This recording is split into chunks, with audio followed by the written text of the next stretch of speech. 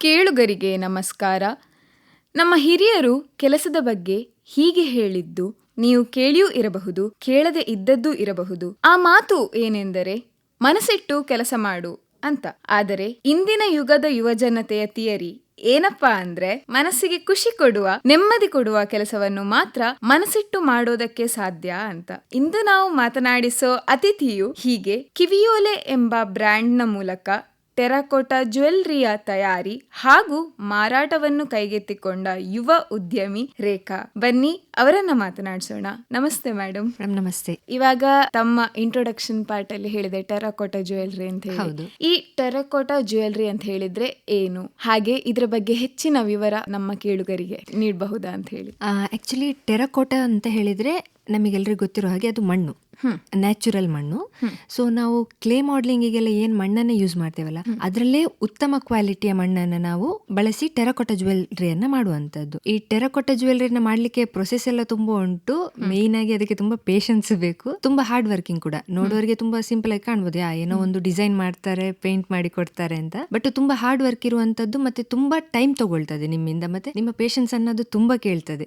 ಎಷ್ಟರ ಮಟ್ಟಿಗೆ ಅಂತ ಹೇಳಿದ್ರೆ ಸ್ಟಾರ್ಟಿಂಗ್ ಅಲ್ಲಿ ಕೂತು ಬೇಡ ಬಿಟ್ಟು ಬಿಡುವಂತ ಅನಿಸಿದ್ದು ಇರಬಹುದು. ಬಟ್ ತುಂಬಾ ಟೈಮ್ ತಗೊಂಡ್ಮೇಲೆ ನಮಗೆ ನೀವು ಫಸ್ಟಿಗೆ ಹೇಳಿದಾಗೆ ಮನಸ್ಸಿಗೆ ಖುಷಿ ಕೊಡ್ತದೆ. ಅದು ಒಂದ್ಸಾರಿ ಆ ವರ್ಕಿಗೆ ಕೂತ್ರೆ ಉಂಟಲ್ವಾ, ನಿಮಗೆ ಇದು ಓಕೆ ಮಾಡ್ಬೋದು ಅಂತ ಮನಸ್ಸಿಗೆ ತುಂಬಾ ರಿಲ್ಯಾಕ್ಸ್ ಫೀಲ್ ಕೊಡುವಂತ ವರ್ಕ್ ಇದು. ಮೇಯ್ನ್ ಆಗಿ ನಾವು ಟೆರಕೋಟಾ ಜ್ಯುವೆಲ್ಲರಿಯನ್ನ ಮಾಡುವಾಗ ನಮಗೆ ಮೇಯ್ನ್ ಆಗಿ ಬೇಕಿರುವಂತ ಇಂಗ್ರೀಡಿಯೆಂಟ್ ಅಂತ ಹೇಳಿದ್ರೆ ಅದರಲ್ಲಿ ಮಣ್ಣು. ಅದರಲ್ಲಿ ಒಳ್ಳೆ ಕ್ವಾಲಿಟಿ ಮಣ್ಣು ತಗೊಳ್ಬೇಕು. ನಾರ್ಮಲ್ ಮಣ್ಣೆಲ್ಲ ತಗೊಂಡ್ರೆ ನೀವು ಜ್ಯುವೆಲ್ಲರಿ ಡಿಸೈನ್ ಮಾಡುವಾಗೆಲ್ಲ ಹಾಳಾಗ್ತದೆ, ಮತ್ತೆ ಫೈನಲ್ ಪ್ರೊಸೆಸ್ ಬೇಕಿಂಗ್ ಅಲ್ಲಿ ಏನಿರ್ತದಲ್ಲ ಅದರಲ್ಲೆಲ್ಲ ಡ್ಯಾಮೇಜ್ ಆಗುವಂತ ಚಾನ್ಸಸ್ ಇರ್ತದೆ. ಸೊ ಒಳ್ಳೆ ಕ್ವಾಲಿಟಿ ಮಣ್ಣನ್ನ ತಗೊಂಡು ಅದರಿಂದ ನಿಮಗೆ ಬೇಕಾದಂತ ಡಿಸೈನ್ ಅನ್ನ ಮಾಡ್ಕೊಳ್ಬೇಕು. ಡಿಸೈನ್ ಮಾಡಿದ ಕೂಡಲೇ ಆಯ್ತು ಅಂತಿಲ್ಲ, ಬಿಕಾಸ್ ಅದರ ಡ್ರೈಯಿಂಗ್ ಪ್ರೊಸೆಸ್ ತುಂಬಾ ದಿನ ಇರ್ತದೆ. ಲೈಕ್ ನಮ್ಮ ವೆದರ್ ಮೇಲೆ ಡಿಪೆಂಡ್ ಆಗ್ತದೆ. ಸೊ 10 to 15 days ಒಳಗಡೆ ಬೇಕದು ಡ್ರೈಯಿಂಗಿಗೆ. ಲೈಕ್ ನಿಮಗೆ ತುಂಬಾ ಹೀಟ್ ಇದೆ ಅಂತ ಹೇಳಿದ್ರೆ ಬೇಗ ಡ್ರೈ ಆಗ್ತದೆ. ಹೊರಗಡೆಯಿಂದ ಡ್ರೈ ಆದಾಗೆ ಕಂಡ್ರು ಕೂಡ ಒಳಗಡೆ ಡ್ರೈ ಆಗಿರೋದಿಲ್ಲ ಅದು. ಸೊ ಅದು ತುಂಬಾ ಪ್ರೊಸೆಸ್ ತಗೊಳ್ತದೆ. ನೆಕ್ಸ್ಟ್ ಬೇಕಿಂಗ್ ಆದ್ಮೇಲೆ ನಾರ್ಮಲ್ ನಮಗೆ ಯಾವ್ದು ಕಲರ್ಸ್ ಬೇಕು ಅದಕ್ಕೆ ಪೇಂಟ್ ಮಾಡಿ ಅದನ್ನ ಅರೇಂಜ್ ಮಾಡಿ ಕೊಡುವಂತದ್ದು. ಇದಿಷ್ಟು ಅದರ ಪ್ರೊಸೆಸ್ ಆಗಿರ್ತದೆ. ಈಗ ಜ್ಯುವೆಲ್ಲರಿ ಅಂದ್ರೆ ಇದರಲ್ಲಿ ಕಿವಿಯೋಲೆಗಳು ಇರಬಹುದು ಅಥವಾ ಚೈನ್ ರೀತಿಯಲ್ಲೂ ಇರಬಹುದು. ಹೌದು. ಆದ್ರೆ ಇದಕ್ಕೆ ಹೆಸರು, ತಮ್ಮ ಬ್ರ್ಯಾಂಡಿಗೆ ಹೆಸರು ಕಿವಿಯೋಲೆ ಅಂತ ಹೇಳಿ ಇಡುವ ಉದ್ದೇಶ ಯಾಕೆ ಅಂತ ಹೇಳಿ? ಆಕ್ಚುಲಿ ಒಂದು ಬ್ರ್ಯಾಂಡ್ ಮಾಡಬೇಕು ಅಂತ ಡಿಸೈಡ್ ಮಾಡಿದಾಗ ಫಸ್ಟ್ ಬಂದ ನಮಗೆ ಡೌಟೇ ಎಂತ ಹೆಸರಿಡುದು ಅಂತ.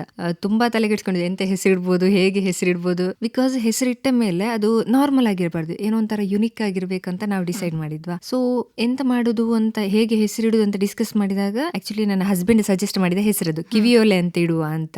ಸೊ ಅದು ಇಡುವಾಗ್ಲೂ ಒಂಚೂರು ಲೈಕ್ ನಾರ್ಮಲ್ ಕಿವಿಯೋಲೆ ಮಾತ್ರ ಅಲ್ಲ, ನಾವು ಸರ ಕೂಡ ಮಾಡ್ತೇವೆ. ಹಾಗಿರುವಾಗ ಖಾಲಿ ಕಿವಿಯೋಲೆ ಹೆಸರಿಟ್ರೆ ಆಗ್ತದಾ, ಅದು ಡೌಟ್ ಬಂತು. ಬಟ್ ಇಲ್ಲ, ಅದು ಮಣ್ಣಿಂದು ಅಂತ ಹೇಳುವಾಗ ಮಣ್ಣಿನಿಂದ ಜ್ಯುವೆಲ್ಸ್ ಮಾಡೋದು ಅದು ಯುನಿಕ್ನೆಸ್. ಸೊ ಹೆಸರು ಕೂಡ ಯುನಿಕ್ ಆಗಿರ್ಲಿ ಅಂತ ಕಿವಿಯೋಲೆ ಅಂತಾನೆ ಡಿಸೈಡ್ ಮಾಡಿ ಇಟ್ಟಂತ ಹೆಸರು. ಆ ಹೆಸರು ಕೊಟ್ಟದ್ದು ಹೌದು, ನನ್ನ ಹಸ್ಬೆಂಡ್ ಡಿಸೈಡ್ ಮಾಡಿದಂತ ಹೆಸರು.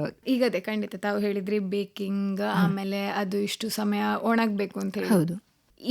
ಈ ಜ್ಯುವೆಲ್ರಿಯನ್ನ ಎಲ್ಲರೂ ಮಾಡಬಹುದಾ ಅಥವಾ ಈ ಆರ್ಟಿಸ್ಟ್ಗಳಿರ್ತಾರಲ್ಲ ಅವ್ರು ಮಾತ್ರ ಮಾಡೋದಕ್ಕೆ ಸಾಧ್ಯನಾ? ಹಾಗೇನಿಲ್ಲ, ಆರ್ಟಿಸ್ಟ್ಗಳೇ ಮಾಡ್ಬೇಕಂತಿಲ್ಲ, ಎಲ್ಲರೂ ಮಾಡ್ಬೋದು. ಆಕ್ಚುಲಿ ನಾನು ನಾನ್ ಆರ್ಟಿಸ್ಟ್ ಅಲ್ಲ. ನಾನು ಆಕ್ಚುಲಿ ಸ್ಟಾರ್ಟ್ ಮಾಡಿದ್ದು ಏನಾದ್ರು ಮಾಡ್ಬೇಕಂತಲೇ ಸ್ಟಾರ್ಟ್ ಮಾಡಿದ್ದು. ನಮಗೆ ಏನಂತ ಹೇಳಿದ್ರೆ ಮಾಡ್ಲಿಕ್ಕೆ ಮನ್ಸಿರ್ಬೇಕು ಮೊದಲನೇದಾಗಿ. ಏನಾದ್ರು ಮಾಡ್ಬೇಕಂತ ಡಿಸಿಷನ್ ಎಲ್ಲರೂ ತಗೊಳ್ತಾರೆ, ಬಟ್ ನಾವೇನ್ ಮಾಡ್ತೇವಲ್ಲ ಅದ್ರ ಮೇಲೆ ಶ್ರದ್ಧೆ ಇರ್ಬೇಕು, ಮನಸ್ಸಿರ್ಬೇಕು ಮಾಡ್ಲಿಕ್ಕೆ. ಸೊ ಆತರ ಎಲ್ಲರೂ ನಾರ್ಮಲ್ ಡಿಸೈನ್ಸ್ ಅದೇನು ವರ್ಕ್ ಪೇಂಟ್ ಎಲ್ಲ ಬಂದ ಕೂಡಲೇ ಆರ್ಟಿಸ್ಟ್ಗಳೇ ಮಾಡುವಂತದ್ದಂತೆಲ್ಲ ಕಲ್ತು ಮಾಡ್ಬೋದು. ಕಲ್ತ್ರೆ ಎಲ್ಲರೂ ಕೂಡ ಮಾಡ್ಬೋದು ಅದನ್ನು. ಇನ್ನು ಅದೇ ತಾವು ಡಿಸೈನ್ಗಳನ್ನ ಹೇಳಿದ್ರೆ ನಮ್ಗೆ ಬೇಕಾದ ಡಿಸೈನ್ಗಳನ್ನ ಮಾಡಬಹುದು ಅಂತ ಹೇಳಿ. ಹೌದು. ಇದಕ್ಕೆ ಆ ಮಣ್ಣು ಸಪೋರ್ಟ್ ಮಾಡ್ತದಾ, ಹೇಗೆ? ಹೌದು, ಖಂಡಿತವಾಗಿ ಸಪೋರ್ಟ್ ಮಾಡ್ತದೆ. ಯಾಕಂದ್ರೆ ನಾವು ತಗೊಳ್ಳುವಂತ ಮಣ್ಣು ಉತ್ತಮ ಕ್ವಾಲಿಟಿದಾಗಿದ್ರೆ, ಬೆಟರ್ ಕ್ವಾಲಿಟಿದಾಗಿದ್ರೆ ಖಂಡಿತವಾಗ್ಲೂ ಅದು ಒಳ್ಳೆ ಮಣ್ಣಾಗಿರ್ತದೆ. ಸೊ ಈಗ ಕೆಲವು ಕಡೆ ಏನಾಗಿದೆ ಅಂತ ಹೇಳಿದ್ರೆ ಜ್ಯುವೆಲ್ಲರಿ ಮಾಡ್ಲಿಕ್ಕಂತಲೇ ಮಣ್ಣು ರೆಡಿ ಮಾಡಿ ಕೊಡ್ತಾರೆ. ಸೊ ನಾವು ನಾರ್ಮಲ್ ಕ್ಲೇ ಮಾಡಲಿಂಗ್ ಆವೆ ಮಣ್ಣು ಏನಿರ್ತದಲ್ಲ ಅದನ್ನ ಮತ್ತೆ ಅವರು 1-2-3 ಸ್ಟೆಪ್ಸ್ ಕ್ಲೀನ್ ಮಾಡಿ ಅದರಲ್ಲಿರುವಂತ ಕಲ್ಲು ಮಣ್ಣನ್ನೆಲ್ಲ ತೆಗೆದು ಆ ಪ್ಯೂರ್ ಮಣ್ಣನ್ನ ಮತ್ತೆ ಒಂಚೂರು ಒಳ್ಳೆ ಕ್ವಾಲಿಟಿಗೆ ತಂದು ಸೇಲ್ ಮಾಡ್ತಾರೆ. ಸೊ ಈಗ ಜ್ಯುವೆಲ್ಲರಿಗಂತಲೇ ಮಣ್ಣು ಅವೈಲೇಬಲ್ ಇರೋದ್ರಿಂದ ಆ ಮಣ್ಣು ನಿಮಗೆ ಯೂಸ್ ಆಗ್ತದೆ ಜ್ಯುವೆಲ್ರಿ ಮಾಡ್ಲಿಕ್ಕೆ. ಈಗಿನ ಯುವಜನತೆ ತಿನ್ನುವ ವಿಷಯದಲ್ಲಿ ಆಗ್ಲಿ ಅಥವಾ ತಾವೊಂದು ಉಡುವ ಉಡುಗೆ ತೊಡುಗೆ ಯಾವುದೇ ಆಗ್ಲಿ ಹ್ಯಾಂಡ್ ಮೇಡ್ ಇದ್ರೆ ಜಾಸ್ತಿ ಇಷ್ಟಪಡ್ತಾರೆ. ಇದ್ರ ಬಗ್ಗೆ ತಮ್ಮ ಅನಿಸಿಕೆ ಏನು? ಆಕ್ಚುಲಿ ನಿಮ್ಗೆ ಹ್ಯಾಂಡ್ ಮೇಡ್ ಅಂತ ಹೇಳಿದ್ರೆ ಹೌದು, ಈಗ ನಾವು 2 ಪಾರ್ಟ್ ತಗೊಳ್ಳೋದ್ರೆ ಒಂದು ಹ್ಯಾಂಡ್ ಮೇಡ್ ಮತ್ತೊಂದು ಮೆಷಿನ್ ಮೇಡ್. ಮೆಷಿನ್ ಮೇಡ್ ಅಂತ ಹೇಳಿದ್ರೆ ನಿಮಗೆ ಸೇಮ್ ಕಾಪೀಸ್ ಸಿಗ್ತದೆ. ಸೊ ಅದರದ್ದು ನೀವೀಗ ಬಟ್ಟೆ ಆಗಿರ್ಬೋದು ಅಥವಾ ಜ್ಯುವೆಲ್ರೀಸ್ ಆಗಿರ್ಬೋದು, ಸೇಮ್ ಮೆಷಿನ್ ಮೇಡ್ ಆಗಿರೋದ್ರಿಂದ ಅದರ ಕಾಪೀಸ್ ತುಂಬಾ ಜನರ ಹತ್ರ ಸಿಗ್ತದೆ ನಿಮಗೆ. ಬಟ್ ಹ್ಯಾಂಡ್ ಮೇಡ್ ಅಂತ ಹೇಳಿದ್ರೆ ಆಕ್ಚುಲಿ ನಾವು ಹೇಗೆ ಮಾಡ್ತೇವೆ ಅಂತ ಹೇಳಿದ್ರೆ ನಿಮಗೆ ಹೇಳಿದ ಕಲರ್, ನೀವು ಹೇಳಿದ ಡಿಸೈನ್ ನಿಮಗೆ ಹೇಗೆ ಬೇಕಲ್ಲ, ನಿಮಗೆ ಹೇಗೆ ಇಷ್ಟ ಆಗ್ತದೆ, ಯಾವ ರೀತಿ ಬಂದ್ರೆ ಖುಷಿ ಆಗ್ತದೆ, ಅದನ್ನ ನೀವೇ ಹೇಳಿ ನಿಮಗೆ ಬೇಕಾದ ರೀತಿ ಮಾಡಿಸುವಂತದ್ದು handmade. So handmade ಮಾಡುವಾಗ ಕೂಡ ನಾವು ಕೂಡ ಅಷ್ಟೇ ಅದನ್ನ ತುಂಬಾ ಕೇರ್ ಮಾಡ್ತೇವೆ. ಬಿಕಾಸ್ ಅವರಿಗೆ ಬೇಕು ಅಂತ ಅವ್ರು ತುಂಬಾ ಆಸೆಯಿಂದ ಕೇಳ್ತಿದ್ದಾರೆ ನಮಗೆ ಈ ತರ ಮಾಡಿಕೊಡಿ ಅಂತ. ಸೊ ಅವರಿಗೆ ಬೇಕಾದ ರೀತಿಯಲ್ಲಿ, ಅವರಿಗೆ ಇಷ್ಟವಾಗುವ ರೀತಿಯಲ್ಲಿ ನಾವು ಮಾಡಿಕೊಡ್ತೇವೆ. ಸೊ ಅದು ಡಿಫ್ರೆನ್ಶಿಯೇಟ್ ಆಗ್ತದೆ ಅಲ್ಲಿ ಮೇಯ್ನ್ ಆಗಿ. ಇನ್ನು ಈ ಟೆರಕೋಟಾ ಜ್ಯುವೆಲ್ರಿಗೆ ಬಳಸುವಂತಹ ಸಾಧನಗಳು ಯಾವುದು ಎಲ್ಲ ಅಂತ ಹೇಳಿ? ಸಾಧನಗಳು ಅಂತ ಬಂದ್ರೆ ಆಕ್ಚುಲಿ ಮೇಯ್ನ್ ಆಗಿ ನಾವು ಟೆರಕೋಟಾದಲ್ಲಿ shape cutters, like round shape ಆಗಿರ್ಬೋದು, ಸ್ಕ್ವೇರ್ ಶೇಪ್ ಆಗಿರ್ಬೋದು, ಆ ಶೇಪ್ ಕಟರ್ಸ್ ಅನ್ನ ಯೂಸ್ ಮಾಡ್ತೇವೆ. ಮತ್ತೆ ಟೂಲ್ಸ್ ಎಲ್ಲ ನಾರ್ಮಲ್ಸ್, ನೀವು ಅದಕ್ಕೆ ಸ್ಪೆಷಲೈಸ್ಡ್ ಟೂಲ್ಸ್ ಅಂತ ಇನ್ವೆಸ್ಟ್ ಮಾಡ್ಬೇಕಂತಿಲ್ಲ. ನಾರ್ಮಲ್ ಆಗಿ ನಿಮಗೆ ಈಗ ಒಂದು ರೌಂಡ್ ಪೆಂಡೆಂಟ್ ಮಾಡ್ತೀರಾ, ಆ ಪೆಂಡೆಂಟ್ ಅಲ್ಲಿ ಇನ್ನೊಂದು ಸಣ್ಣ ರೌಂಡ್ ಕೊಡ್ಬೇಕಂತ ಹೇಳಿದ್ರೆ ನೀವು ಪೆನ್ ಇದ್ದು ಟಾಪ್ ಯೂಸ್ ಮಾಡ್ಬೋದು. ಅದು ಬಿಟ್ರೆ ಅದನ್ನ ಕಟ್ಟಿಂಗ್ ಡಿಸೈನ್ ಏನಾದಿದ್ರೆ ಮನೇಲಿ ಇರುವ ಚಾಕು ಕತ್ತರಿ ಏನ್ ಬೇಕಾದ್ರೂ ಯೂಸ್ ಮಾಡ್ಬೋದು. ಸೊ ಅದಕ್ಕಂತಲೇ ಸ್ಟಾರ್ಟಿಂಗ್ ಅಲ್ಲೆಲ್ಲ ಇನ್ವೆಸ್ಟ್ ಮಾಡ್ಬೇಕಂತಲೇ ಇಲ್ಲ ನಿಮಗೆ ಹೊಸತಾಗಿ ಟೂಲ್ಸ್ ಬೇಕಂತ. ನಿಮ್ಮ ಹತ್ರ ಯಾವ ಟೂಲ್ಸ್ ಇದೆಯಲ್ಲ ಅದನ್ನ ಯೂಸ್ ಮಾಡ್ಕೊಂಡು ನಿಮಗೆ ಬೇಕಾದ ರೀತಿಯಲ್ಲಿ ಡಿಸೈನ್ ಮಾಡ್ಕೊಳ್ಬಹುದು. ಇನ್ನು ಅದರ ಪೇಂಟಿಂಗ್ ಹೇಗೆ ಬರೋದಾದ್ರೆ ಇದೇ ರೀತಿಯ ಪೇಂಟ್ ಅನ್ನ ಯೂಸ್ ಮಾಡ್ಬೇಕು, ಕಂಪಲ್ಸರಿ ಆಗಿ ಇದನ್ನೇ ಯೂಸ್ ಮಾಡ್ಬೇಕು ಅಂತ ಹೇಳಿ ಯಾವ್ದಾದ್ರು ಇದೆಯಾ? ಅಲ್ಲ ಯಾವ್ದನ್ನ ಬೇಕಾದ್ರೂ ಯೂಸ್ ಮಾಡಬಹುದು? ಇಲ್ಲ, ಆತರ ಯಾವುದಿಲ್ಲ. ಕಂಪಲ್ಸರಿ ಪೇಂಟ್ ಅಂತ ಯಾವುದಿಲ್ಲ. ನಾವು ಎಕ್ರಲಿಕ್ ಆಗಿರ್ಬೋದು, ಫೆವಿಕ್ರಿಲ್ ಆಗಿರ್ಬೋದು, ಯಾವ ಪೇಂಟ್ ಕೂಡ ಯೂಸ್ ಮಾಡ್ಬೋದು. ಬಟ್ ಅಷ್ಟೇ, ಯಾವುದು ನಿಮಗೆ ಒಳ್ಳೇದು ಅಂತ ಅನಿಸ್ತದೆ ಅದನ್ನ ನಾವು ಯೂಸ್ ಮಾಡ್ಬೋದು. ಮತ್ತೆ ಒಳ್ಳೆ ಕ್ವಾಲಿಟಿ ಯೂಸ್ ಮಾಡಿದ್ರೆ ಆಯ್ತು ಅಷ್ಟೇ. ತಾವೀಗ ಹೇಳಿದ್ರಿ ಯಾವುದೇ ಪೇಂಟ್ ಅನ್ನು ಬೇಕಿದ್ರು ಯೂಸ್ ಮಾಡಬಹುದು ಅಂತ ಹೇಳಿ. ಹಾಗಿದ್ರೆ ಈ ಟೆರಕೋಟಾ ಜ್ಯುವೆಲ್ರಿಯನ್ನು ಬಳಸುವ ವಿಧಾನ ಹೇಗೆ? ಅಂದ್ರೆ ನಾವು ಡೈಲಿ ವೇರ್ ಮಾಡಬಹುದಾ, ನೀರಿಗೆ ನಾವು ತಾಗಿಸಬಹುದಾ ಅಂತ ಹೇಳಿ? ಆಕ್ಚುಲಿ ಎಲ್ಲರೂ ಹೆಚ್ಚಾಗಿ ಕೇಳುವಂತ ಒಂದೇ ಒಂದು ಪ್ರಶ್ನೆ ಅಂತ ಹೇಳಿದ್ರೆ, ಟೆರಕೋಟಾ ಜ್ಯುವೆಲ್ರಿಗೆ ನೀರು ಬಿದ್ರೆ ಅದು ಹಾಳಾಗೋದಿಲ್ವಾ? ಯಾಕಂದ್ರೆ ಎಲ್ಲರ ಮೈಂಡ್ ಸೆಟ್ ಹೇಗಿರ್ತದೆ, ಮಣ್ಣಿಗೆ ನೀರು ಬಿದ್ರೆ ಅದು ಹಾಳಾಗ್ತದೆ, ಅದು ಮೇನ್ ಆಗಿರ್ತದೆ. ಬಟ್ ಆಕ್ಚುಲಿ ಈ ಟೆರಕೋಟಾ ಜ್ಯುವೆಲ್ರಿ ಬೇಕಾಗಿರ್ತದೆ. ಸೊ ಜಸ್ಟ್ ಡಿಸೈನಿಂಗ್ ಮಾತ್ರ ಅಲ್ಲ, ಅದರ ಮಿಡಲ್ ಅಲ್ಲಿ ಒಂದು ಪ್ರೊಸೆಸ್ ಇರ್ತದೆ ಬೇಕಿಂಗ್ ಅಂತ. ಆ ಪ್ರೊಸೆಸ್ ಆದ್ಮೇಲೆ ನಿಮಗೆ ಅದು ಪೇಂಟ್ ಆಗಿ ಬರುವಂತದ್ದು. ಸೊ ನೀವು ಅದನ್ನ ಡೈಲಿ ವೇರ್ ಮಾಡ್ಬೋದು. ಮತ್ತೆ ನಾರ್ಮಲ್ ಆಗಿ ನೀವು ಹೇಳಿದಾಗೆ ನೀರು ಬಿದ್ರೆ ಏನಾಗುದಿಲ್ಲ. ನೀವು ಬೇಕಿದ್ರೆ ನಾವು ಸ್ಯಾಂಪಲ್ ತೋರಿಸ್ತೇವೆ. ಹೇಗಂದ್ರೆ ಪೇಂಟಿಂಗ್ ಎಲ್ಲ ಫಿನಿಶ್ ಆದ್ಮೇಲೆ ಆ ಪೆಂಡೆಂಟ್ ಅನ್ನ ಬೇಕಿದ್ರೆ ನೀರಲ್ಲಿ ಹಾಕಿ ಇಡ್ಬೋದು, ಅದು ಚೂರು ಡ್ಯಾಮೇಜ್ ಆಗುದಿಲ್ಲ. ಸೊ ಹಾಗಿರ್ಬೇಕಾದ್ರೆ ಡೈಲಿ ವೇರ್ ಕೂಡ ಮಾಡ್ಬೋದು. ಬಟ್ ಒಂದು ಏನಂತ ಹೇಳಿದ್ರೆ, ನಿಮ್ಮ ನಾರ್ಮಲ್ ಆರ್ನಮೆಂಟ್ಸ್ ಏನುಂಟಲ್ಲ, ಲೈಕ್ ಮೆಷಿನ್ ಮೇಡ್ ಆರ್ನಮೆಂಟ್ಸ್ ಏನಿದೆ ಅದಕ್ಕಿಂತ ಸಪರೇಟ್ ಇಡ್ಬೇಕು. ಬಿಕಾಸ್ ಯಾಕಂತ ಹೇಳಿದ್ರೆ ಅದ್ರ ಎಡ್ಜಸ್ ಎಲ್ಲ ಶಾರ್ಪ್ ಆಗಿರ್ತದೆ. ಸೊ ಟೆರಕೋಟಕ್ಕೆ ಸ್ಕ್ರಾಚ್ ಆಗುವ ಚಾನ್ಸಸ್ ಇರ್ತದೆ. ಅಷ್ಟಕ್ಕೋಸ್ಕರ ಅದನ್ನೊಂದು ಸಪರೇಟ್ ಆಗಿರ್ಬೇಕು. ಮತ್ತೆ ಅದನ್ನ ತುಂಬಾ ಕೇರ್ ಮಾಡ್ಬೇಕಾಗ್ತದೆ, ನೀವು ಮೇಂಟೈನ್ ಮಾಡ್ಬೇಕಾಗ್ತದೆ. ಅದು ಹಾಕುವಾಗೆಲ್ಲ ನಾರ್ಮಲ್ ಆಗಿ ಸೀದಾ ಹಾಕೊಂಡು ಹೋಗುದಲ್ಲ, ಒಂಚೂರು ಕೇರ್ ಇಂದ ಜಾಗ್ರತೆ ಮಾಡಿ ಹಾಕ್ಬೇಕಾಗ್ತದೆ.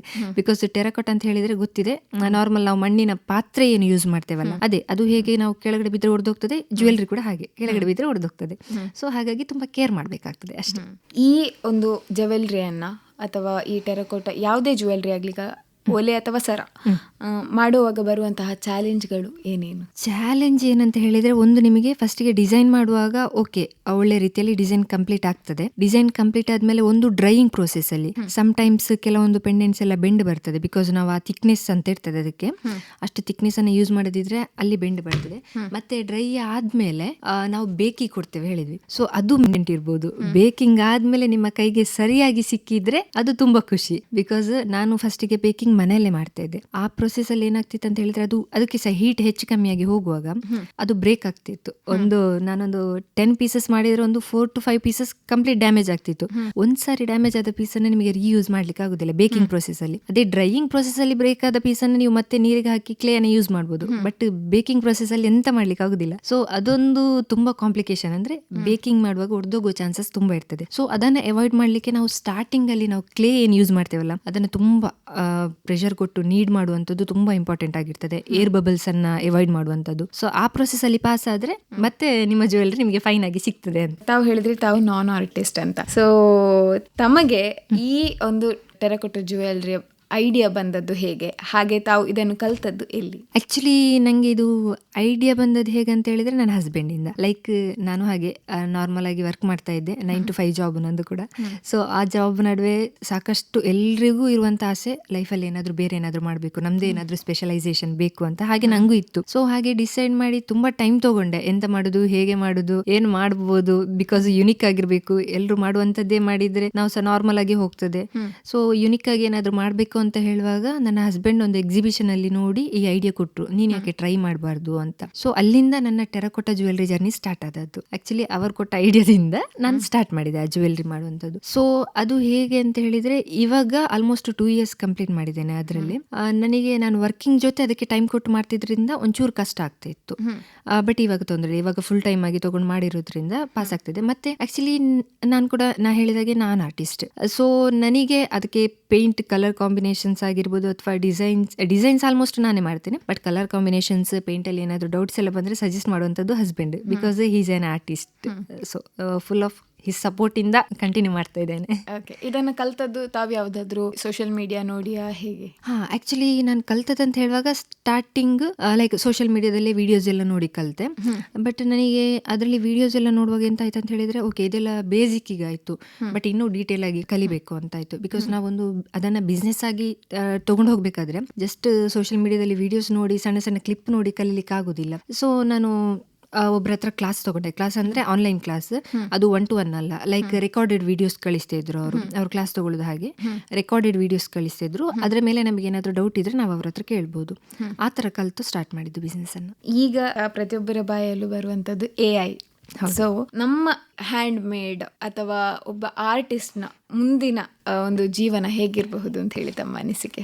AI ಇಂದ ನಾನು ಪರ್ಸನಲಿ ಹೇಳುದಂದ್ರೆ ಆಸ್ ಎ ಟೆರಕೋಟಾ ಆರ್ಟಿಸ್ಟ್ ನನಗೆ ಯಾವ ತರನು ಎಫೆಕ್ಟ್ ಆಗುದಿಲ್ಲ. ಬಿಕಾಸ್ ನಿಮಗೆ AI ಜ್ಯುವೆಲ್ರಿ ಮಾಡಿ ಕೊಡ್ಲಿಕ್ಕೆ ಆಗುದಿಲ್ಲ. ಸೊ ನಮಗೆ ಒಂದು ರೀತಿ ಹೆಲ್ಪ್ ಆಗ್ತದೆ. ಲೈಕ್ ಏನಾದ್ರೂ ಯುನಿಕ್ ಆಗಿ ಡಿಸೈನ್ ಬೇಕು ಅಂತ ಹೇಳಿದಾಗ ಅದು ಡಿಸೈನ್ ಅನ್ನು ಕೊಡ್ತದೆ. ಸೊ AI ಒಂದು ರೀತಿಯಲ್ಲಿ ಹೆಲ್ಪ್ ಆಗ್ತಾ ಉಂಟು. ಮತ್ತೆ ಓವರ್ ಆಲ್ ಆರ್ಟಿಸ್ಟ್ ಗಳಿಗೂ ಅಷ್ಟೊಂದು ಎಫೆಕ್ಟ್ ಆಗುದಿಲ್ಲ ಅಂತ ಅನ್ಕೊಳ್ತೇನೆ. ಮೇ ಬಿ ಡಿಜಿಟಲ್ ಆರ್ಟಿಸ್ಟ್ ಗಳಿಗೆ ಏನಾದ್ರೂ ಒಂಚೂರು ಇಫೆಕ್ಟ್ ಆಗ್ಬೋದು. ಬಿಕಾಸ್ ನಾರ್ಮಲ್ ಪೇಂಟಿಂಗ್ಸ್ ಎಲ್ಲ ನಿಮಗೆ ಸಿಗ್ತದೆ, ಅದರಲ್ಲಿ ಕಾಪೀಸ್ ಸಿಗ್ಬೋದು, ಅದು ಬೇರೆ ವಿಷಯ. ಬಟ್ ನಿಮ್ಗೆ ನ್ಯಾಚುರಲ್ ಆಗಿ ಅವರೇ ಕೈಯಿಂದ ಮಾಡಿ ಕೊಟ್ಟಂತ ಪೀಸಸ್ ಸಿಗುದಿಲ್ಲ. ನೀವು ಮನೆಯಲ್ಲಿ ಪ್ರಿಂಟ್ ತೆಗೆದು ಹಾಕ್ಬೋದು ಅಷ್ಟೇ ಇದು. ಬಟ್ ಒರಿಜಿನಲ್ ಆರ್ಟಿಸ್ಟ್ ಗಳು ಏನ್ ಮಾಡಿರ್ತಾರಲ್ಲ ಅಂತ ಪೀಸಸ್ ಸಿಗುದಿಲ್ಲ. ಸೊ ಆದ ಕಾರಣ ನಾರ್ಮಲ್ ಪೇಂಟಿಂಗ್ ಆರ್ಟಿಸ್ಟ್ ಗಳಿಗೆಲ್ಲ ಅಷ್ಟೊಂದು ಇಫೆಕ್ಟ್ ಆಗಿರ್ಲಿಕ್ಕಿಲ್ಲ. ಯಾವುದೇ ವಿಷಯವನ್ನ ನಾವು ತಗೊಳ್ಳೋದಾದ್ರೆ ಅದರಲ್ಲಿ ಪಾಸಿಟಿವ್ ಇರುತ್ತೆ, ನೆಗೆಟಿವ್ ಇರುತ್ತೆ. ಸೊ ತಾವು ತಮ್ಮ ಜೀವನದಲ್ಲಿ ತಾವು ಈ ನೆಗೆಟಿವ್ ಕಮೆಂಟ್ಸ್ ಅನ್ನೋದನ್ನ ಹೇಗೆ ತಗೊಳ್ತೀರಾ? ನೆಗೆಟಿವ್ ಕಮೆಂಟ್ಸ್, ಹೌದು ನೀವು ಹೇಳಿದಾಗೆ ನಾರ್ಮಲ್ ಆಗಿ ಪಾಸಿಟಿವ್ ಬರ್ತದೆ, ನೆಗೆಟಿವ್ ಬರ್ತದೆ. ಬಹುಶಃ ಪಾಸಿಟಿವ್ ಕೆಲವೊಂದ್ಸರಿ ಕಮ್ಮಿ ಇದ್ದು ನೆಗೆಟಿವೇ ಹೆಚ್ಚಿರ್ಬೋದು. ಎಲ್ಲ ಎಕ್ಸ್ಪೀರಿಯನ್ಸ್ ಆಗ್ತದೆ ಲೈಫಲ್ಲಿ ಹೋಗ್ತಾ ಇದ್ದಾಗೆ. ಬಟ್ ನಾನು ಅಷ್ಟೊಂದು ನೆಗೆಟಿವ್ ಅನ್ನ ಜಾಸ್ತಿ ಅವಾಯ್ಡ್ ಮಾಡೋದು ಜಾಸ್ತಿ. ಯಾಕಂದ್ರೆ ಅದ್ರ ಮೇಲೆ ಅಷ್ಟೊಂದು ಕಾನ್ಸಂಟ್ರೇಷನ್ ಮಾಡ್ಲಿಕ್ಕೆ ಹೋಗುದಿಲ್ಲ. ಬಿಕಾಸ್ ನೆಗೆಟಿವಿಟಿ ಮೇಲೆ ಜಾಸ್ತಿ ಕಾನ್ಸಂಟ್ರೇಷನ್ ಮಾಡಿದ್ರೆ ನಮಗೆ ಮೈಂಡ್ ಅಪ್ಸೆಟ್ ಆಗ್ತದೆ. ನಾವು ವರ್ಕ್ ಮಾಡುವ ಕಡೆ ನಮಗೆ ಫೋಕಸ್ ಮಾಡ್ಲಿಕ್ಕೆ ಆಗುದಿಲ್ಲ. ಫುಲ್ಲಿ ನಮ್ಮನ್ನೇ ಅದು ಕೊಲ್ಯಾಪ್ಸ್ ಮಾಡ್ತದೆ. ಸೊ ಅದ ಕಾರಣ ಒಂದು 3 ನೆಗೆಟಿವ್ ಇದ್ದು 1 ಪಾಸಿಟಿವ್ ಇದ್ರು ಆ 1 ಪಾಸಿಟಿವ್ ಏನಿದೆಯಲ್ಲ ಅದ್ರ ಕಡೆ ಜಾಸ್ತಿ ಕಾನ್ಸಂಟ್ರೇಷನ್ ಮಾಡ್ತೇನೆ. ತಮಗೆ ಗೊತ್ತಿರುವ ಹಾಗೆ ಎಲ್ಲಾ ಫೀಲ್ಡ್ ಅಲ್ಲೂ ಕಾಂಪಿಟೇಷನ್ ಅನ್ನೋದು ಇದ್ದೇ ಇದೆ. ಈ ಫೀಲ್ಡ್ ಅಲ್ಲಿ ಕಾಂಪಿಟೇಷನ್ ಹೇಗಿದೆ, ಹಾಗೆ ಅದನ್ನ ಹೇಗೆ ಎದುರಿಸ್ತಾ ಇದ್ದೀರಿ? ಕಾಂಪಿಟೇಷನ್ ಹೌದು. ಆಕ್ಚುಲಿ ಇತ್ತೀಚೆಗೆ ಹೌದು ಎಲ್ಲರೂ ಟೆರಕೋಟಾ ಜ್ಯುವೆಲ್ರೀಸ್ ಮಾಡ್ತಾ ಇದ್ದಾರೆ, ಸ್ಟಾರ್ಟ್ ಮಾಡಿದ್ದಾರೆ.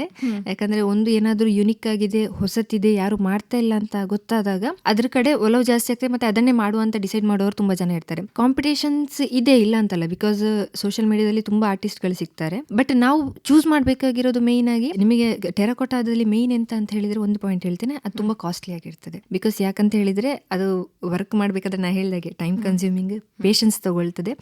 ಮತ್ತೆ ನಿಮಗೆ ಆ ಪ್ರೊಸೆಸ್ ತುಂಬಾ ಲಾಂಗ್. ಬಿಕಾಸ್ ಒಂದು ಡಿಸೈನ್ ಮಾಡಬೇಕಾದ್ರೂ ನೀವು ಅದಕ್ಕೆ ತುಂಬಾ ಟೈಮ್ ಕೊಡ್ಬೇಕಾಗ್ತದೆ. ಮತ್ತೆ ನಿಮಗೆ ಬೇಕಾದ ಹಾಗೆ ನೀವು ಡಿಸೈನ್ ಮಾಡಿಸಿಕೊಳ್ಳುವಂಥದ್ದು. ಹಾಗಿರುವಾಗ ಅದು ತುಂಬಾ ಕಾಸ್ಟ್ಲಿ ಅಂತ ಹೇಳ್ತಾರೆ. ಬಟ್ ನಿಮಗೆ ಹಾಗೆ ತುಂಬಾ ಕಮ್ಮಿ ಪ್ರೈಸಿಗೆ ಕೊಡುವವರು ಇರ್ತಾರೆ. ಬಟ್ ನೀವೊಂದು ಮೇನ್ ಆಗಿ ನೋಡ್ಬೇಕಾಗಿರುವಂತದ್ದು ಅದರ ಕ್ವಾಲಿಟಿ.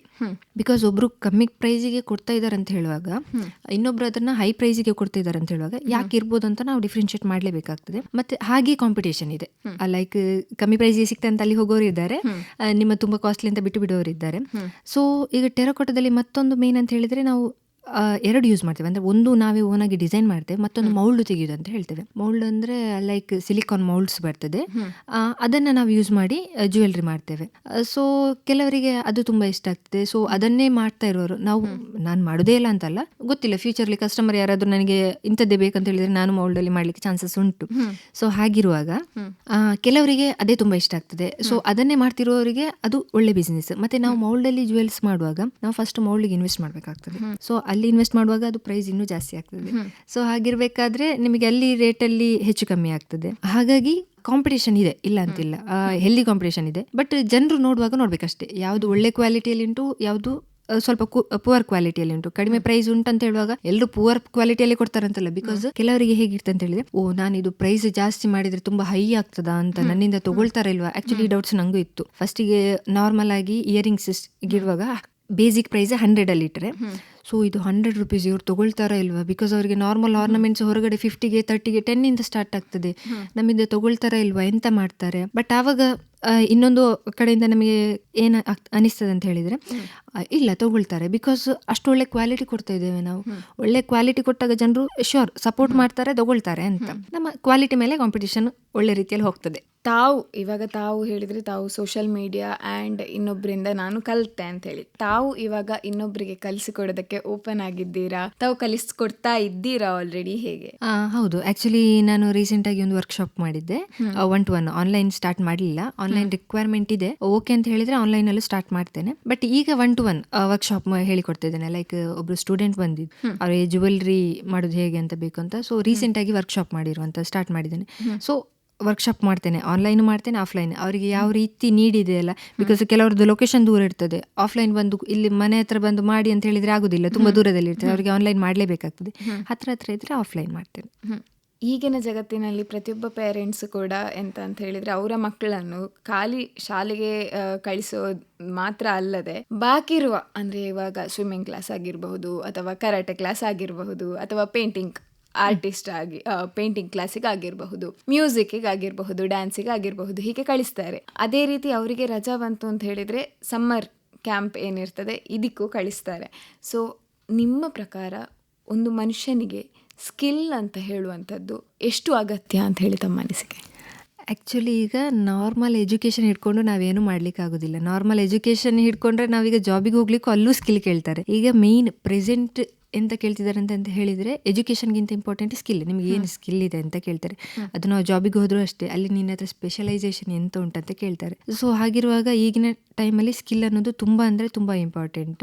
ಸೊ ಈಗ ಹೌದು, ಆ್ಯಕ್ಚುಲಿ ಈಗಿನ ಸಮ್ಮರ್ ಕ್ಯಾಂಪ್ಸ್ ಎಲ್ಲ ಮಕ್ಕಳಿಗೆ ತುಂಬ ಹೆಲ್ಪ್ ಆಗ್ತದೆ. ಬಿಕಾಸ್ ನಾವು ಸ್ಕೂಲಿಗೆ ಹೋದ ಟೈಮಲ್ಲೆಲ್ಲ ಸಮ್ಮರ್ ಕ್ಯಾಂಪ್ ಎಲ್ಲ ಏನು ಇರಲಿಲ್ಲ. ಆಗ ರಜೆ ಸಿಗ್ತಾ ಮನೆಯಲ್ಲಿರಿ, ಇಲ್ಲ ಅಜ್ಜಿ ಮನೆಗೆ ಹೋಗಿ ಅಷ್ಟೇ ಇದ್ದದ್ದು. ಸೊ ಸ್ಕಿಲ್ ತುಂಬ ಇಂಪಾರ್ಟೆಂಟ್ ಈಗಿನ ಜನ್ರೇಷನಲ್ಲಿ, ಮತ್ತೆ ಮುಂದೆ ಜೀವನಕ್ಕೆ ತುಂಬ ಇಂಪಾರ್ಟೆಂಟ್ ಆಗ್ತದೆ. ಈ ಟೆರಕೋಟ ಜ್ಯುವೆಲ್ರಿಯನ್ನು ಹಾಕೋದ್ರಿಂದ ನಮಗೆ ಆಗುವಂತಹ ಬೆನಿಫಿಟ್ಸ್ಗಳು ಯಾವುದಾದ್ರೂ ಇದೆಯಾ? ಈಗ ಕೆಲವೊಬ್ರು ಹೇಳ್ತಾರೆ ಇದರಿಂದ ತಮಗೆ ಆರೋಗ್ಯ ಬೆನಿಫಿಟ್ಸ್ ಇದೆ ಈ ತರ. ಸೊ ಅಥವಾ ಕೆಲವರಿಗೆ ಏನಾಗುತ್ತೆ ಅಂತ ಹೇಳಿದ್ರೆ, ಈ ಆರ್ಟಿಫಿಷಿಯಲ್ ಹಾಕೋದ್ರಿಂದ ಎಲರ್ಜಿಗಳ ಸಮಸ್ಯೆ ಇರುತ್ತೆ. ಸೊ ಟೆರಕೋಟ ಜ್ಯುವೆಲ್ರಿಂದ ಯಾವುದಾದ್ರೂ ಬೆನಿಫಿಟ್ಸ್ಗಳು ಇದಾವೆ? ಟೆರಕೋಟದಿಂದ ಬೆನಿಫಿಟ್ಸ್ ಅಂತ ಹೇಳಿದ್ರೆ, ಅದು ನಿಮಗೆ ನಾನು ಮೊದಲೇ ಹೇಳಿದಾಗೆ ಅದು ನ್ಯಾಚುರಲ್ ಮಣ್ಣು. ಸೊ ನೀವು ಮಣ್ಣನ್ನು ಮೈ ಮೇಲೆ ಧರಿಸಿದಾಗ ಮಣ್ಣು ನಿಮಗೆ ತುಂಬ ಕೋಲ್ಡ್ ಆಗಿರ್ತದೆ. ಮೇ ಬಿ ನನಗೆ ಅಷ್ಟೊಂದು ಡೀಟೇಲ್ ಆಗಿ ಗೊತ್ತಿಲ್ಲ, ಬಟ್ ಸ್ಟಿಲ್ ಅದು ನಮ್ಮ ಬಾಡಿ ಹೀಟ್ ಏನಿರ್ತದಲ್ಲ ಅದನ್ನ ಕಂಟ್ರೋಲ್ ಮಾಡ್ತದೆ ಅಂತ ಆಗ್ತದೆ. ಮತ್ತೊಂದು ನೀವು ಹೇಳಿದಾಗೆ ಲೈಕ್ ಆರ್ಟಿಫಿಷಿಯಲ್ ಹಾಕಿದ್ರೆ ಕೆಲವರಿಗೆ ಅಲರ್ಜಿ ಆಗ್ತದೆ. ಇದರಲ್ಲೂ ಕೆಲವರು ಕೇಳ್ತಾರೆ ಡೌಟ್ಸ್, ಲೈಕ್ ಅದು ಪೇಂಟ್ ಯೂಸ್ ಮಾಡ್ತಿರಲ್ಲ, ನಿಮಗೆ ಸ್ಕಿನ್ ಅಲರ್ಜಿ ಆಗುದಿಲ್ವಾ, ಅದು ಡೌಟ್ಸ್ ಕೇಳಿದವರಿದ್ದಾರೆ. ಟೆರಕೋಟ ಜ್ಯುವೆಲ್ರಿ ಆಕ್ಚುಲಿ ಅದು ನ್ಯಾಚುರಲಿ, ಪೇಂಟ್ ಕೂಡ ಹಾಗೆ ನಾವೇನು ಯೂಸ್ ಮಾಡ್ತೇವಲ್ಲ ಅದರಿಂದ ಯಾವುದೇ ಸ್ಕಿನ್ ಅಲರ್ಜಿಸ್ ಆಗುದಿಲ್ಲ, ಯಾರಿಗೂ ಆಗುದಿಲ್ಲ. ಸೊ ನಾವು ಯೂಸ್ ಮಾಡುವಾಗ ಸ್ವಲ್ಪ ಕೇರ್ಫುಲ್ ಆಗಿ ಯೂಸ್ ಮಾಡಬೇಕು ಅಷ್ಟೇ. ಮತ್ತೆ ಅದರಿಂದ ಅಲರ್ಜಿಸ್ ಅಂತ ಏನಿಲ್ಲ. ಟೆರಕೋಟನ ನೀವು ಟ್ರೆಡಿಷನಲ್ ವೇರ್ಗೆ ಕೂಡ ಸ್ಟೈಲ್ ಮಾಡ್ಬೋದು. ಈಗ ಅದು ವೆಸ್ಟರ್ನ್ ವೇರ್ ಏನು ಹಾಕ್ತಿರಲ್ಲ ಅದಕ್ಕೆ ಕೂಡ ಸ್ಟೈಲ್ ಮಾಡ್ಬೋದು. ಒಂದೆಂತ ಹೇಳಿದ್ರೆ, ನೀವು ಯಾವ ರೀತಿಯ ಡಿಸೈನ್ ಅನ್ನ ಯಾವ ಬಟ್ಟೆಗೆ ಹಾಕ್ಬೇಕಂತ ನೀವು ಡಿಸೈಡ್ ಮಾಡ್ಕೊಳ್ಬೇಕು ಅಷ್ಟೇ. ಲೈಕ್ ಈಗ ಟ್ರೆಡಿಷನಲ್ ವೇರಿಗೆ ನೀವು ವೆಸ್ಟರ್ನ್ ವೇರ್ಗೆ ಹಾಕುವಂಥ ಜ್ಯುವೆಲ್ಸ್ ಹಾಕಿದ್ರೆ ಅದು ಮಿಸ್ ಮ್ಯಾಚ್ ಖಂಡಿತ ಆಗ್ತದೆ. ಸೊ ಅಲ್ಲಿ ನೀವು ಡಿಸೈಡ್ ಮಾಡಬೇಕಾಗಿರೋದಂಥದ್ದು ಯಾವುದಕ್ಕೆ ಮ್ಯಾಚ್ ಮಾಡಿ ಹಾಕೊಳ್ಬೇಕು ಅಂತ. ನಿಮಗೆ ಈಗ ಟೆರಕೋಟದಲ್ಲಿ ಟ್ರೆಡಿಷನಲ್ ಡಿಸೈನ್ಸು ಅವೈಲೇಬಲ್ ಇದೆ, ಲೈಕ್ ನಾರ್ಮಲ್ ಯುನಿಕ್ ಡಿಸೈನ್ಸ್ ಕೂಡ ಇರ್ತದೆ. ಅಷ್ಟೆಲ್ಲ ನೀವು ವೆಸ್ಟರ್ನ್ ವೇರಿಗೆ ಯಾವುದೆಲ್ಲ ಬಟ್ಟೆ ಹಾಕ್ತಿರಲ್ಲ ಅದಕ್ಕೆ ಬೇಕಾಗಿರುವಂಥ ಜ್ಯುವೆಲ್ರಿ ಕೂಡ ಮಾಡಿಕೊಡ್ತಾರೆ. ಸೊ ಹಾಗಿರುವಾಗ ನಿಮಗೆ ಯಾವ ಬಟ್ಟೆ ಕೂಡ ವೇರ್ ಮಾಡಬಹುದು ಅದನ್ನು. ಈ ಹೆವಿ ಇಯರಿಂಗ್ಸ್ ಎಲ್ಲ ಕೆಲವರಿಗೆ ಎಂತ ಈ ತೂತು ದೊಡ್ಡದಾಗುದು ಆ ತರದ್ದು ಒಂದು ಇರ್ತದಲ್ಲ, ಹೌದು. ಇದು ಈ ಇಯರಿಂಗ್ಸ್ ಹೆವಿ ಇರ್ತದಾ ಅಂತ ಹೇಳಿ. ಇದು ಅಷ್ಟೇ ಹೆಚ್ಚಾಗಿ ಕೇಳ್ತಾರೆ. ಲೈಕ್ ಜುಮ್ಕಾ ವೇರ್ ಮಾಡ್ತೀವಲ್ಲ, ಇಯರಿಂಗ್ ಸ್ಟಡ್ಡಲ್ಲಿ ನಿಮಗೆ ಗೊತ್ತಾಗೋದಿಲ್ಲ, ಬಟ್ ಜುಮ್ಕಾ ಮಾಡುವಾಗ double layer, triple layer jhumka ಎಲ್ಲ ಮಾಡ್ತೇವೆ. ಸೊ ಆ ಥರ ಮಾಡುವಾಗ ಅಥವಾ ಸಿಂಗಲ್ ಲೇಯರ್ ಮಾಡುವಾಗ ಕೂಡ ಕೇಳ್ತಾರೆ, ಅದು ಮಣ್ಣಲ್ವಾ, ತುಂಬ ಹೆವಿ ಇರುವುದಿಲ್ವಾ ಅಂತ. ಬಟ್ ನಾವು ಅದರಲ್ಲಿ ಒಂದು ಏನು ಕೇರ್ ಮಾಡ್ತೇವೆ ಅಂತ ಹೇಳಿದ್ರೆ, ಜುಮ್ಕಾ ಮಾಡಬೇಕಾದ್ರೆ ಅದರ ಕೆಳಗಡೆ ಪೋರ್ಷನ್ ಇದ್ದು ಒಳಗಡೆದು ಎಕ್ಸ್ಟ್ರಾ ಕ್ಲೇ ಏನಿರ್ತದಲ್ಲ ಅದನ್ನ ರಿಮೂವ್ ಮಾಡ್ತೇವೆ. ಸೊ ಅದನ್ನ ರಿಮೂವ್ ಮಾಡಿದಾಗ ನಿಮಗೆ ಏನಾಗ್ತದೆ ಅಂತ ಹೇಳಿದ್ರೆ, ಅದು ತುಂಬಾ ಲೈಟ್ ವೆಯ್ಟ್ ಆಗ್ತದೆ. ನಿಮಗೆ ಅದು ನಾವು ಮೇಕಿಂಗ್ ಪ್ರೊಸೆಸ್ ಅಲ್ಲಿ ಹೆವಿ ಇರ್ತದೆ, ಬಟ್ ಅದು ಡ್ರೈ ಆದ್ಮೇಲೆ, ಅದು ಅಷ್ಟೇ ಅಲ್ಲ, ಬೇಕಾದ್ಮೇಲೆ ಅಂತ ಹೇಳಿದ್ರೆ ನಿಮ್ಮ ನಾರ್ಮಲ್ ಆರ್ಟಿಫಿಷಿಯಲ್ ಆರ್ನಮೆಂಟ್ಸ್ ಏನಿದೆಯಲ್ಲ ಅದಕ್ಕಿಂತಲೂ ತುಂಬಾ ಲೈಟ್ ವೆಯ್ಟ್ ಬರ್ತದೆ. ನಿಮಗೆ ಅದು ಹೆವಿ ಅಂತ ಅನ್ನಿಸುದೇ ಇಲ್ಲ, ಹಾಕುವಾಗ ನೀವು ಹಾಕಿದೀರಾ ಇಲ್ವಾ ಅಂತ ಲೈಟ್ ಫೀಲ್ ಆಗ್ತದೆ. ಮತ್ತೆ ನಾರ್ಮಲ್ ಆರ್ನಮೆಂಟ್ಸ್ಗೆ ಕಂಪೇರ್ ಮಾಡಿದ್ರೆ ಟೆರಕೋಟಾ ನಿಮಗೆ ಆಲ್ಮೋಸ್ಟ್ ಸೇಮ್ ವೆಯ್ಟ್ ಇರ್ತದೆ, ಇಲ್ಲದ್ರೆ ಅದಕ್ಕಿಂತ ಕಡಿಮೆನೇ ಇರ್ತದೆ, ಹೆಚ್ಚು ಹೆವಿ ಇರುವುದೇ ಇಲ್ಲ. ಮುಂದಿನ ಯೋಜನೆ, ಈಗ ನಾವೊಂದು ಈ ಬಿಸ್ನೆಸ್ ಫೀಲ್ಡಿಗೆ ಬರಬೇಕು ಅಂತ ಹೇಳಿದ್ರೆ ಅವರಿಗೆ ಒಂದು ಮನೆಯನ್ನ ನಡ್ಸ್ಕೊಂಡು ಹೋಗೋದಕ್ಕೆ ಸಾಧ್ಯ ಇದೆಯಾ ಈ ಬಿಸ್ನೆಸ್ ಅಲ್ಲಿ ಅಂತ? ಈಗ ಬಿಸ್ನೆಸ್ ಅನ್ನ ಯಾರಾದ್ರೂ ಹೊಸತ್ತಾಗಿ ಸ್ಟಾರ್ಟ್ ಮಾಡಿದ್ದಾರೆ, ಇವತ್ತಷ್ಟೇ ಸ್ಟಾರ್ಟ್ ಮಾಡಿದ್ದಾರೆ ಅಂತ ಹೇಳಿದ್ರೆ ಸಡನ್ ಆಗಿ ನಿಮಗೆ ಸಾಧ್ಯ ಇಲ್ಲ ಮನೆಯನ್ನ ನಡೆಸಲಿಕ್ಕೆ. ಬಿಕಾಸ್ ನೀವು ಅದರಲ್ಲಿ ಪ್ರೊಫೆಷನಲಿಸಮ್ ನಿಮಗೆ ಬರಬೇಕು, ಮತ್ತೆ ನಿಮ್ಮ ಮೇಲೆ ಜನರಿಗೆ ನಂಬಿಕೆ ಬರಬೇಕು. ಬಿಕಾಸ್ ಪರ್ಚೇಸ್ ಮಾಡುವವರು ಅವರು. ಸೊ ಅದಕ್ಕೋಸ್ಕರ ನೀವು ಅದಕ್ಕೆ ಟೈಮ್ ಕೊಡಬೇಕು, ಅಷ್ಟು ಒಳ್ಳೆ ರೀತಿಯಲ್ಲಿ ಕಲಿಬೇಕು, ಒಳ್ಳೊಳ್ಳೆ ಪ್ರಾಡಕ್ಟ್ ಅನ್ನ ಹೊರಗಡೆ ತರಬೇಕು, ಬೆಸ್ಟ್ ಕ್ವಾಲಿಟಿಯನ್ನ ತರಬೇಕು. ಸೊ ಹೀಗಿರ್ಬೇಕಾದ್ರೆ ಒಂಚೂರು ಟೈಮ್ ತಗೊಳ್ತದೆ. ಮತ್ತೆ ಈಗಿನ ಜನರೇಷನ್ ಹೆಚ್ಚೆಂತ ಅಂತ ಹೇಳಿದ್ರೆ ಸೋಷಿಯಲ್ ಮೀಡಿಯಾ. ನಾವು ನಮ್ಮ ಬಿಸ್ನೆಸ್ ಅನ್ನ ಹೇಗೆ ಗ್ರೋ ಮಾಡ್ಬೋದು, ಲೈಕ್ ಹೇಗೆ ಎಲ್ರಿಗೂ ತಲುಪೋ ಹಾಗೆ ಮಾಡ್ಬೋದು ಅಂತ ಇರೋ ಒಂದೇ ಮೀಡಿಯಾ ಅಂತ ಹೇಳಿದ್ರೆ ಅದು ಸೋಷಿಯಲ್ ಮೀಡಿಯಾ. ಸೊ ಅದನ್ನ ನಾವು ಕರೆಕ್ಟ್ ಆಗಿ ಯೂಸ್ ಮಾಡ್ಕೊಳ್ಬೇಕು. ಮತ್ತೆ ಮೇಯ್ನ್ ಆಗಿ ಸೋಷಿಯಲ್ ಮೀಡಿಯಾ ಬಿಟ್ಟರೆ ನಿಮಗೆ ಎಕ್ಸಿಬಿಷನ್ಸ್ ಇರ್ತದೆ. ಸೊ ಆ ಎಕ್ಸಿಬಿಷನ್ಸ್ ಅಲ್ಲಿ ಕೂಡ ಜ್ಯುವೆಲ್ಲರಿಯನ್ನ ಸೇಲ್ ಮಾಡಿ ಬೆಸ್ಟ್ ಕ್ವಾಲಿಟಿ ಇದ್ರೆ ಖಂಡಿತ ಜನರು ತಗೊಳ್ತಾರೆ, ನಮಗೆ ಒಳ್ಳೆ ರಿವ್ಯೂ ಸಿಗ್ತದೆ. ಒಂದ್ಸಾರಿ ಕಸ್ಟಮರ್ ನಮಗೆ ಸಿಕ್ಕಿದ್ರೆ, ನಮ್ಮ ಪ್ರಾಡಕ್ಟ್ ಒಳ್ಳೇದಿದ್ರೆ ಕಸ್ಟಮರ್ ರಿಪೀಟ್ ಆಗ್ತಾ ಹೋಗ್ತಾರೆ. ಸೊ ಆ ತರ ಆದಾಗ, ಬಿಸ್ನೆಸ್ ಗ್ರೋ ಆದಾಗ ನಿಮಗೆ ಖಂಡಿತ ಮನೆ ನಡೆಸಲಿಕ್ಕೆ ಸಾಧ್ಯ ಉಂಟು. ಮನೆ ನಡೆಸಲಿಕ್ಕೆ ಅಂತಲ್ಲ, ನಾವು ನಾರ್ಮಲ್ ವರ್ಕಿಂಗ್ ಅಲ್ಲಿ ಎಷ್ಟು ಸ್ಯಾಲರಿ ತೆಗಿತೇವಲ್ಲ ಅದಕ್ಕಿಂತ ಜಾಸ್ತಿ ತೆಗಿಲಿಕ್ಕೂ ಚಾನ್ಸಸ್ ಉಂಟು. ಡಿಪೆಂಡ್ಸ್ ಆನ್ ನಮ್ಮ ಮೇಲೆ, ನಾವು ಹೇಗೆ ಟೈಮ್ ಕೊಟ್ಟು ವರ್ಕ್ ಮಾಡ್ತೇವೆ ಅದರ ಮೇಲೆ ಇರ್ತದೆ. ಕಿವಿಯೋಲೆಯ ಫ್ಯೂಚರ್ ಪ್ಲಾನ್ಸ್ಗಳೇ ಏನೇನು? ಕಿವಿಯೋಲೆಯ ಫ್ಯೂಚರ್ ಪ್ಲಾನ್ ಅಂದರೆ, ನಾನು ಆಗಲೇ ಹೇಳಿದಾಗೆ ನಾನು ವರ್ಕಿಂಗ್ ಮಾಡ್ತಾ ಇದ್ದೆ. ಸೊ ಆಗ ಟೈಮ್ ಕೊಡ್ಲಿಕ್ಕೆ ಆಗ್ತಿರ್ಲಿಲ್ಲ. ಈಗ ಫುಲ್ ಟೈಮ್ ಆಗಿ ತಗೊಂಡಿದ್ದೇನೆ. ಲೈಕ್ ಆಲ್ರೆಡಿ ಕಸ್ಟಮರ್ಸ್ ಇದ್ದಾರೆ, ಸೊ ಒಳ್ಳೆ ಸೆಲ್ಲಿಂಗ್ ಇದೆ ನನಗೆ. ಅದು ಬಿಟ್ಟರೆ ನೆಕ್ಸ್ಟ್ ಇವಾಗ ಇನ್ನೂ ಬೆಟರ್ ಆಗಿ ಮಾಡಬೇಕು ಅಂತ ಪ್ಲಾನ್ ಮಾಡ್ತಿದ್ದೇನೆ. ಲೈಕ್ ಎಕ್ಸಿಬಿಷನ್ಸ್ ಅಂತ ಹೇಳಿದ್ರೆ ಮಂಗಳೂರಲ್ಲಿ 2, ಬ್ಯಾಂಗ್ಳೂರಲ್ಲಿ 2 ಎಕ್ಸಿಬಿಷನ್ಸ್ ಇಟ್ಟಿದ್ದೇನೆ. ನಂದು ಸ್ಟಾಕ್ ಕ್ಲಿಯರೆನ್ಸ್ ಸೇಲ್ ಇಯರ್ಲಿ ಒಂದ್ಸಾರಿ ಸ್ಟಾಕ್ ಕ್ಲಿಯರೆನ್ಸ್ ಆಗಿ ಇರ್ತದೆ. ಸೊ ಫ್ಯೂಚರ್ ಪ್ಲಾನ್ಸ್ ಅಂದರೆ ಇದನ್ನೇ ಮುಂದೆ ನಡೆಸಿಕೊಂಡು, ನನಗೇನಂತ ಹೇಳಿದ್ರೆ ಈಗ ವರ್ಕ್ ಬೇಡ, ಇದರಲ್ಲಿ ಫುಲ್ಲಿ ಫೋಕಸ್ಡ್ ಆಗಿ ಇದಕ್ಕೆ ಟೈಮ್ ಕೊಟ್ಟು ಇದರಲ್ಲೇ ಗ್ರೋ ಆಗಬೇಕು ಅನ್ನೋದು ನನ್ನ ಆಸೆ. ಸೊ ಕಿವಿಯೊಲೆಯನ್ನ ಒಂದು ಒಳ್ಳೆ ಬ್ರ್ಯಾಂಡ್ ಆಗಿ ಕಂಟಿನ್ಯೂ ಮಾಡಬೇಕು ಅಂತ ಡಿಸೈಡ್ ಮಾಡಿದ್ದೇನೆ. ಖಾಲಿ ದೇಶದಲ್ಲ, ಇಂಟರ್ನ್ಯಾಷನಲ್ ಲೆವೆಲಲ್ಲೂ ಸೇಲ್ ಮಾಡೋರಿದ್ದಾರೆ. ಬಟ್ ನನಗೆ ಒಂದು ಆಸೆ ಇದೆ, ನನ್ನ ಪ್ರಾಡಕ್ಟ್ ಅನ್ನು ಕೂಡ ಆ ಲೆವೆಲ್ಗೆ ನಾನು ಸೇಲ್ ಮಾಡಬೇಕು, ಆ ಲೆವೆಲಲ್ಲಿ ಕಸ್ಟಮರ್ಸ್ ಅನ್ನ ಬೆಳೆಸ್ಕೊಳ್ಬೇಕು ಅಂತ ವರ್ಕ್ ಮಾಡ್ತೇನೆ ಅದರ ಮೇಲೆ. ಒಂದು ಅಡ್ವೈಸ್ ಈಗಿನ ಯುವ ಜನರಿಗೆ ಕೊಡೋದಾದ್ರೆ ತಾವು ಏನ್ ಹೇಳೋದಕ್ಕೆ ಇಷ್ಟಪಡ್ತೀರಾ? ಅಡ್ವೈಸ್ ಅಂತ ಹೇಳಿದ್ರೆ, ಲೈಕ್ ಈಗ ಎಲ್ಲರೂ ಮಾಡ್ತಾರೆ, ನಾನು ಅದನ್ನೇ ಮಾಡ್ತೇನೆ, ಅದು ಬೇಡ. ಲೈಕ್ ಯುನಿಕ್ನೆಸ್ ಆಗಿ ಏನುಂಟು, ಮತ್ತೆ ಜನರಿಗೆ ಏನು ಬೇಕು ಅದನ್ನು ನೋಡಿ. ಲೈಕ್ ಯುನಿಕ್ನೆಸ್ ಅಂತ ಹೋದಾಗ ಕೂಡ ತುಂಬಾ ಯುನಿಕ್ ಆಗಿ ಮಾಡ್ಲಿಕ್ಕೆ ಹೋಗಿ ಅದು ಜನರಿಗೆ ನೀಡೇ ಇಲ್ಲದೆ ಇದ್ರೆ ನಾವು ಮಾಡಿ ವೇಸ್ಟ್. ಸೊ ಅಲ್ಲಿ ನಮಗೆ ನೆಗೆಟಿವಿಟಿ ಬರ್ತದೆ. ಯುನಿಕ್ನೆಸ್ ಮಾಡಿ ಏನು ಪ್ರಯೋಜನ ಇಲ್ಲ, ಅವ್ರು ಅದನ್ನೇ ಮಾಡ್ತಿದ್ರು, ನಾನು ಅದನ್ನೇ ಮಾಡ್ಬೋದಿತ್ತು. ಸೊ ಅಷ್ಟು ನೋಡೋದಕ್ಕಿಂತ ಜನರಿಗೆ ಏನ್ ಬೇಕು, ಆ ನೀವು ತಗೊಂಡು ಹೋಗುವಂತ ಯುನಿಕ್ನೆಸ್ ಜನರಿಗೆ ಯೂಸ್ ಇದೆಯಾ, ಕಸ್ಟಮರ್ಸ್ ಬರ್ತಾರಾ. ಈಗ for example jewellery, sorry business ನೋಡ್ಬೋದು, ಜ್ಯುವೆಲ್ಲರಿ ಬಿಸ್ನೆಸ್ ನೋಡ್ಬೋದು ನೀವು. ತುಂಬಾ ಅಂದ್ರೆ ತುಂಬಾ ಜನ ಮಾಡ್ತಾರೆ. ಯಾಕೆ ಅದನ್ನೇ ಸ್ಟಾರ್ಟ್ ಮಾಡ್ತಾರೆ ಅಂತ ಹೇಳಿದ್ರೆ, ಅದು ಯಾವತ್ತೂ ಕಡಿಮೆ ಆಗೋದಿಲ್ಲ ಅದರ ಮೇಲೆ ಇರುವಂತ ಇಂಟ್ರೆಸ್ಟ್. ಸೊ ಅದಕ್ಕೆ ಕಂಟಿನ್ಯೂಸ್ ಆಗಿ ಕಸ್ಟಮರ್ಸ್ ಇದ್ದೇ ಇರ್ತಾರೆ. ನೀವು ಎಷ್ಟು ಬೆಸ್ಟ್ ಕೊಡ್ತೀರಲ್ಲ ಅಷ್ಟು ಬೆಸ್ಟ್ ಬರ್ತದೆ. ಸೊ ವರ್ಕಿಂಗ್ ಎಲ್ಲ ನಾರ್ಮಲ್. ಈಗ ನಾವು ನಮ್ಮ ಮನಸ್ಸಿಗೆ ಏನು ಖುಷಿ ಕೊಡ್ತದಲ್ಲ, ನಮಗೆ ಯಾವುದ್ರಲ್ಲಿ ಇಂಟ್ರೆಸ್ಟ್ ಉಂಟು, ಯಾವುದು ಖುಷಿ ಕೊಡ್ತದೆ, ಯಾವುದ್ರಲ್ಲಿ ನಿಮಗೆ ತುಂಬಾ ಮನಸ್ಸಿಗೆ ನೆಮ್ಮದಿ ಎಲ್ಲ ಸಿಗ್ತದಲ್ಲ, ಅದನ್ನ ಮಾಡ್ತಾ ಹೋಗೋದು ತುಂಬಾ ಒಳ್ಳೇದಂತ. ಮುಂದೆ ದೊಡ್ಡ ದೊಡ್ಡ ಸಾಧನೆಗಳನ್ನ ಮಾಡಿ ಅಂತ ಹೇಳಿ ತಿಳಿಸ್ತಾ, ಇನ್ನೂ ಎತ್ತರಕ್ಕೆ ಹೋಗಿ ಇಡೀ ದೇಶವೇ ತಮ್ಮ ಒಂದು ಬ್ರ್ಯಾಂಡ್ ಅನ್ನ ಉಪಯೋಗಿಸುವಂತಾಗ್ಲಿ ಅಂತ ಹೇಳಿ ತಿಳಿಸ್ತಾ, ಧನ್ಯವಾದಗಳು ತಮಗೆ.